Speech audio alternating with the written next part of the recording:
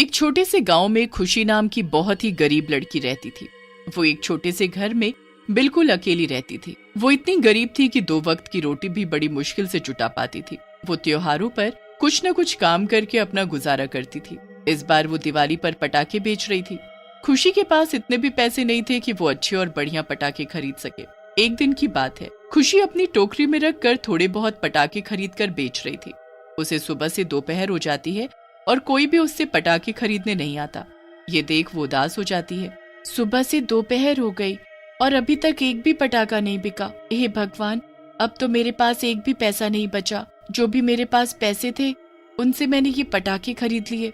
खुशी ये सब सोच ही रही थी कि तभी एक बच्चा खुशी के पटाखों की दुकान देखकर रुक जाता है और अपनी माँ से पटाखे खरीदने की जिद करने लगता है। अपने बच्चे की जिद की वजह से वो औरत खुशी की दुकान के पटाखे देखने लगती है, पर उस औरत को उसकी दुकान का एक भी पटाखा समझ नहीं आता। तुम्हारे पटाखे तो बिल्कुल बेकार और खराब हैं। नहीं नहीं, हमें नहीं चाहिए तुम्हारे खराब पटाखे। फिर वो औरत अपने बच्चे को लेकर आगे वाली दुकान से पटाखे दिलाने ले जाती है और वो वहाँ से बहुत सारे पटाखे खरीदती है। ये देख खुशी बड़ी उदास होती है। उसका सारा दिन ऐसे ही निकल जाता है, पर कोई भी उसकी दुकान से पटाखे खरीदने नहीं आता। सुबह से शाम होने को चली, एक भी पटाखा नहीं बिका। सोचा था कि पटाखे बेचकर कुछ कमाई होगी, पर आज तो एक पैसे की भी कमाई नहीं हुई। अब रात को मैं क्या खाऊंगी? जो भी पैसे थे उनसे मैंने पटाखे खरीद लिए। अब तो मेरे पास खाने तक के लिए पैसे नहीं बचे। ये सब सोचते हुए खुशी उदास हो जाती है और जब शाम होती है तो वो अपने पटाखे की टोकरी उठाती है और अपने घर के लिए चल देती है और घर जाकर वो पानी पीकर सो जाती है। और फिर अगले दिन सुबह होते ही वो जल्दी उठ जाती है और जल्दी जल्दी अपना घर का काम करके पटाखे बेचने के लिए निकल जाती है और चौराहे पर जाकर पटाखे बेचने लगती है। पटाखे ले लो, पटाखे, बढ़िया बढ़िया पटाखे। खुशी बोले जा रही थी, पर कोई भी उसके पटाखे खरीदने नहीं आ रहा था। जो भी उसकी दुकान पर आता तो वो पटाखे खरीदे बिना ही वहाँ से चला जाता। हे भगवान, आज भी एक भी पटाखा नहीं बिका। अब क्या होगा? मैंने सोचा था कि इस बार दिवाली पर पटाखे बेचकर अच्छी कमाई हो जाएगी, पर इसका तो उल्टा ही हो गया। शाम हो जाती है। खुशी अपने पटाखे की टोकरी उठाकर अपने घर पहुंच जाती है और पटाखों को रखकर कुछ सोचने लगती है। ऐसे तो काम नहीं चलेगा, कुछ ना कुछ तो करना पड़ेगा जिससे कि लोग मेरे पटाखे खरीदने लगे। उसके लिए मुझे अच्छे और बढ़िया पटाखे खरीदने पड़ेंगे, पर मेरे पास खाना खाने तक के लिए पैसे नहीं तो पटाखे खरीदने के लिए कहाँ से आएंगे? क्यों ना मैं साहूकार से कुछ पैसे उधार ले लूं, पर साहूकार से तो मैं पहले ही इतने पैसे ले चुकी हूँ। ये सब सोचते हुए खुशी को नींद आ जाती है और वो सो जाती है। और फिर अगली सुबह वो जल्दी से अपने घर का काम निपटाकर पटाखे बेचने चली जाती है और जाकर पटाखे बेचने लगती है। पर आज का दिन भी उसका ऐसे ही निकल जाता है तो वो और मायूस हो जाती है और जैसे ही शाम होने वाली होती है तो वो अपने घर की ओर चल देती है। पूरे रास्ते वो यही सब सोचते जा रही थी। हे भगवान, अब क्या? मेरे पास तो कुछ भी नहीं बचा जिससे कि मैं कुछ और काम कर सकूं। तभी अचानक से वो ठोकर खाकर गिर जाती है और वहीं एक पेड़ के नीचे बैठकर रोने लगती है। वैसे भी मेरे पास थोड़े से ही पटाखे थे और वो भी सारे गिरकर बेकार हो गए। अब क्या होगा? खुशी जिस पेड़ के नीचे बैठी थी उसी पेड़ पर एक चुड़ैल बैठी खुशी को रोते हुए देख रही थी। अरे, इससे क्या हुआ और ये इतनी बुरी तरह क्यों रो रही है? अच्छा, ये अपने पटाखों को देखकर रो रही है। लगता है बेचारी बड़ी ही दुखी है। खुशी रोते रोते वहीं पेड़ के नीचे बैठी सो जाती है। उसे पता ही नहीं चलता कि कब उसकी आंख लग गई और फिर कुछ देर बाद उसी पेड़ से उतरकर वो चुड़ैल नीचे आती है और वो बड़े ध्यान से उसको देखने लगती है। मुझे इसके लिए कुछ न कुछ तो करना ही पड़ेगा। कुछ ही देर में खुशी की नींद भी खुल जाती है। पता ही नहीं चला कब आंख लग गई। बहुत देर हो गई, अब घर चलना चाहिए। खुशी अपने पटाखे की टोकरी उठाती है और अपने घर जाने लगती है। तभी चुड़ैल भी उसके पीछे पीछे उसके साथ उसके घर पहुंच जाती है, जिसका पता उसे भी नहीं था। और फिर घर पहुंचकर पानी पीकर खुशी सो जाती है। और फिर जैसे ही रात होती है तो वो चुड़ैल अपने असली रूप में आ जाती है और फिर वो चुड़ैल अपनी मंत्र शक्ति से एक अनार बम बनाती है, जो कि कोई ऐसा वैसा बम नहीं था। एक अनोखा बम था जो आज तक किसी ने नहीं बेचा होगा और ना ही देखा होगा। फिर वो चुड़ैल उस अनार बम को खुशी को टोकरी में रख देती है और सुबह होने से पहले ही गायब हो जाती है।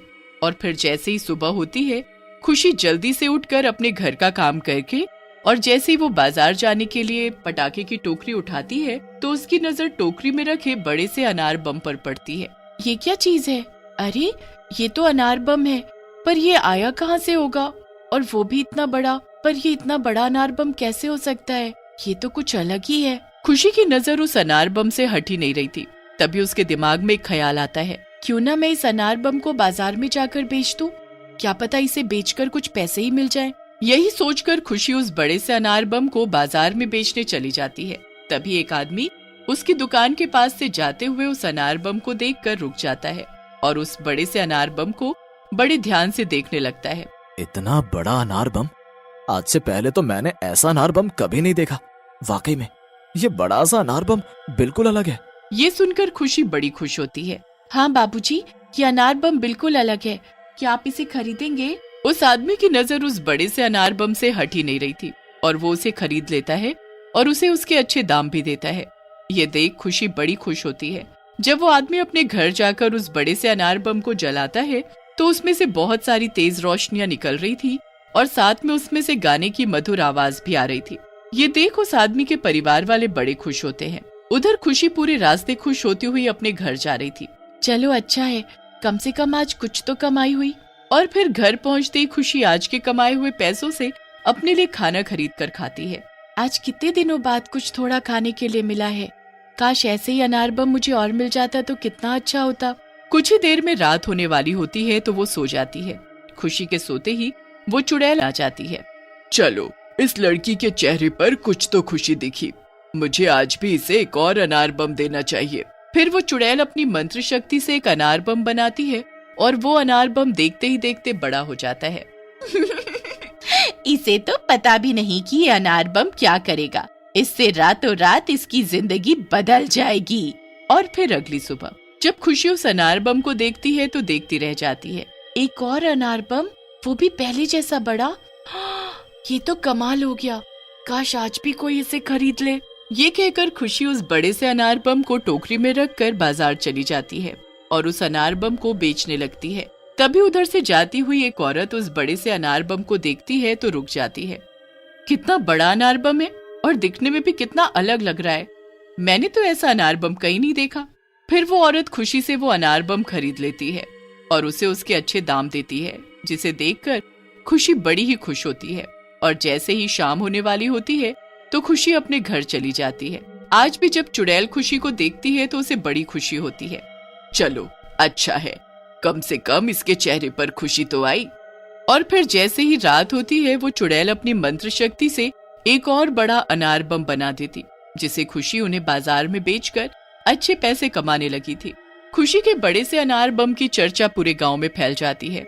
अब तो हर कोई खुशी से उसका बड़ा अनार बम खरीदना चाहता था।